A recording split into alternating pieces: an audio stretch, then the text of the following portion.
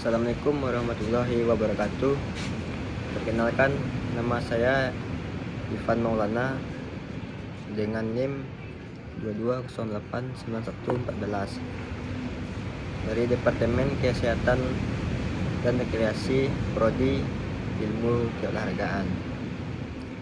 Di sini saya akan menjelaskan materi dari mata kuliah Pendidikan Pancasila, yaitu persamaan ideologi Pancasila dengan ideologi lainnya dalam rangka untuk memenuhi nilai tertunda. Pancasila sebagai ideologi terbuka karena Pancasila dapat menyesuaikan dan diterapkan dari dinamika di Indonesia dan dunia, tetapi tidak merubah nilai-nilai dasar Pancasila itu sendiri, sehingga Pancasila dapat digunakan dan diterapkan dalam berbagai zaman. Selanjutnya, syarat-syarat Pancasila sebagai ideologi terbuka. Pancasila dikatakan sebagai ideologi terbuka karena telah memenuhi syarat-syarat sebagai ideologi terbuka, antara lain sebagai berikut. Yang pertama, nilai dasar adalah nilai dasar yang terdapat dalam Pembukaan Undang-Undang Dasar 1945 yang tidak berubah. Yang kedua, nilai instrumen ialah nilai-nilai dari nilai dasar yang dijabarkan lebih kreatif dan dinamis ke bentuk Undang-Undang Dasar 1945, ketetapan MPR dan peraturan perundang-undang lainnya. Yang ketiga, nilai praktis adalah nilai-nilai yang dilaksanakan di kehidupan sehari-hari, baik di masyarakat, berbangsa, dan bernegara.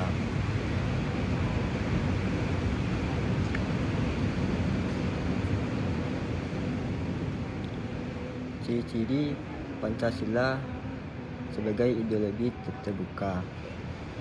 Dalam fungsinya sebagai ideologi, Pancasila menjadi dasar seluruh aktivitas bangsa Indonesia, sehingga Pancasila tercermin dalam kehidupan berbangsa dan bernegara. Ciri-ciri Pancasila sebagai ideologi terbuka adalah Pancasila mempunyai pandangan hidup, tujuan dan cita-cita masyarakat. Pancasila memiliki tekad dalam mengembangkan kreativitas dan dinamis untuk mencapai tujuan nasional. Dan pengalaman sejarah bangsa Indonesia terjadi atas dasar keinginan bangsa Indonesia sendiri, tanpa dengan campur tangan atau paksaan dari sekelompok orang. Ciri-ciri Pancasila lainnya dapat menginspirasi masyarakat untuk bertanggung jawab sesuai nilai-nilai Pancasila, menghargai pluralitas sehingga diterima oleh semua masyarakat yang berlatar belakang budaya yang berbeda. Arti ideologi Pancasila. Yang pertama, ketuhanan yang Maha Esa. Sebagai hasil refleksi terhadap hidup manusia di Indonesia sejak zaman kuno, khususnya dalam hidup masyarakat desa, para pendiri negara, kita sampai pada kesimpulan manusia Indonesia mengakui Tuhan yang satu adanya, entah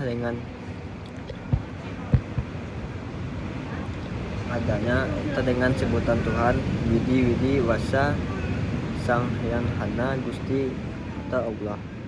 Adanya dunia dengan segala isinya mendorong manusia ke dalam keyakinan.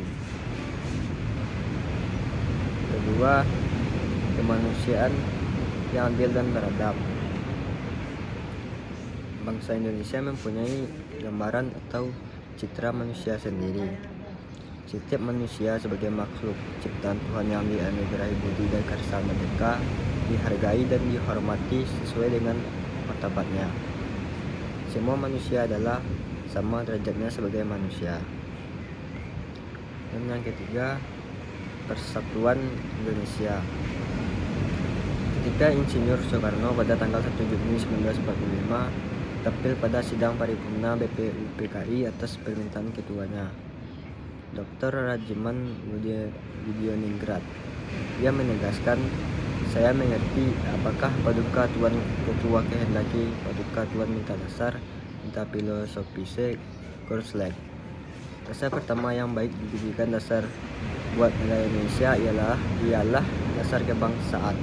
Kita mendirikan satu negara kebangsaan Indonesia. Tetapi saya minta kepada saudara-saudara, janganlah saudara-saudara salah paham.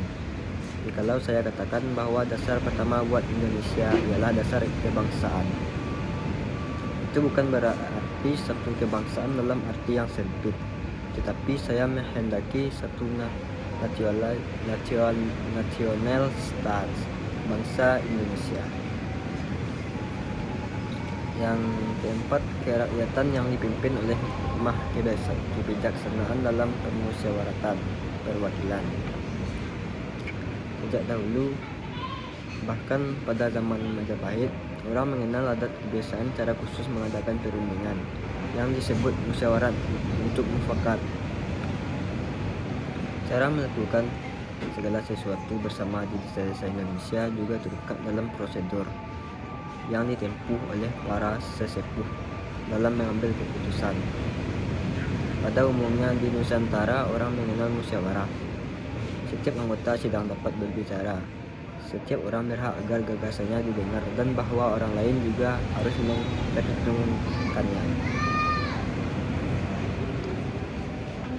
Dan kelima, keadilan sosial bagi seluruh rakyat Indonesia. Di dekat kota Palembang ada sebuah batu dengan prasasti kedudukan bukit. Menurut Profesor Muhammad Yamin, batu itu merupakan peninggalan Gunung Sakti Kerajaan Sriwijaya. Tulisannya berbunyi, Marmuat Banua Sriwijaya Jaya Sidayatra Subiksa. Oleh Muhammad Yamin diterjemahkan, mereka mendirikan negara Sriwijaya agar jaya sejahtera sentosa. Jadi negara Sriwijaya didirikan bukan untuk keagungan dinasti Sailendra, melainkan untuk kesejahteraan rakyatnya. Rumusan inilah yang kemudian dijadikan sebagai dasar negara hingga sekarang, bahkan hingga akhir perjalanan bangsa Indonesia. Bangsa Indonesia bertekad bahwa Pancasila sebagai dasar negara tidak dapat berubah oleh siapapun, termasuk oleh MPR hasil pemilu. Jika merubah dasar negara Pancasila sama dengan membubarkan negara hasil proklamasi. Baiklah, sekian dari saya. Wabillahi taufiq wal hidayah. Assalamualaikum warahmatullahi wabarakatuh.